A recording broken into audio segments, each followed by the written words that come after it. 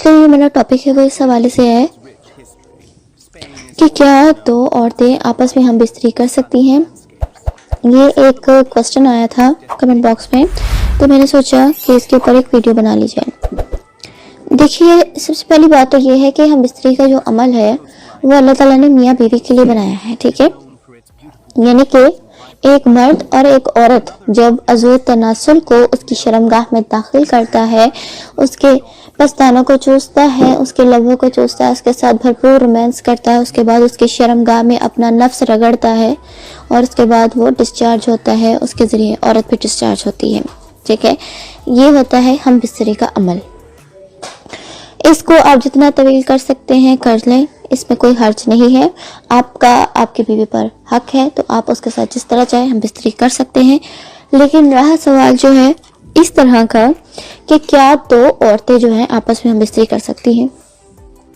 دیکھیے، آج کل کے جو لوگ ہیں وہ انٹرنیٹ کی وجہ سے جو ہے بہت ہی ایڈوانس ماحول میں جا رہے ہیں، جس وجہ سے عورتوں میں شہوت پسندی زیادہ آ گئی ہے، اور جب ان کو کوئی مرد نہیں ملتا تو وہ عورتوں سے اپنی دوستیاں جوڑ لیتی ہیں اور عورتوں سے اپنی جسمانی لذت کو پورا کرتی ہیں. یعنی کہ ایک لڑکی دوسری لڑکی کے وہ تمام اجزاء کو چوستی ہے، چاٹتی ہے، جو ایک مرد کرتا ہے، یا ایک مرد کے ذریعے ہی اس طرح کا عمل پورا ہو سکتا ہے.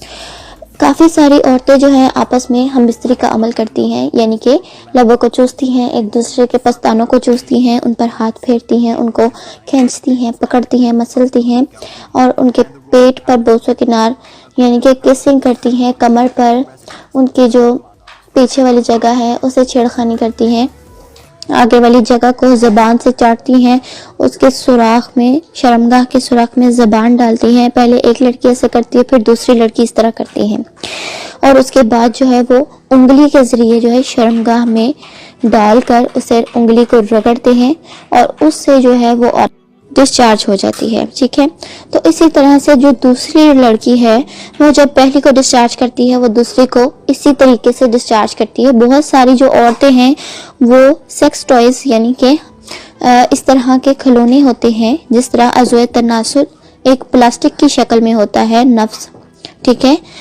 جس کو عام لفظوں میں ذکر بھی کہا جاتا ہے. اس طرح کا جو ہے پلاسٹک کا ایک کھلونا ہوتا ہے ربڑ کا، وہ شرمگاہ کے سوراخ میں ڈال کر اسے اچھے سے رگڑتی ہیں، بہت دیر تک رگڑتی ہیں ٹائمنگ کے اوپر. یعنی کہ عام مرد کی 5 سے 6 منٹ ٹائمنگ ہوتی ہے، وہ آدھا گھنٹہ جو ہے اپنی شرمگاہوں میں اس کو رگڑواتی ہیں ایک دوسرے کے. پہلی عورت ایک کے کرتی ہے، پھر دوسری عورت دوسرے کے کرتی ہے. اس طرح سے جو ہے وہ اپنی ہم بستری کا عمل جو ہے روا دوا رکھتی ہے. دیکھیے، یہ انتہائی غلاظت والا کام ہے، یہ بالکل جائز نہیں ہے.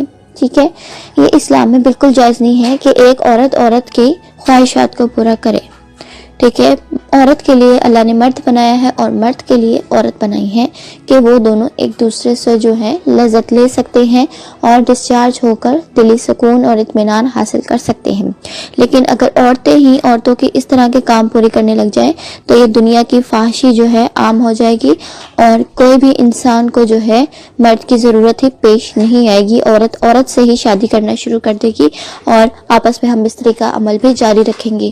بلکہ جو مرد کہتے ہیں ان کی ٹائمنگ کم ہے، اس طرح کی جو عورتیں ہیں جو ان کی بیویاں ہیں وہ پھر اس طرف بھی رجحان کر لیتی ہیں کہ وہ ایک عورت سے ہی فائدہ اٹھا لیں اور اسے بھی فائدہ دیں، جو کہ انتہائی گندا اور غلاظت والا کام ہے. ایک عورت کے ساتھ ہم بستری نہیں کر سکتی، یہ بالکل حرام ہے.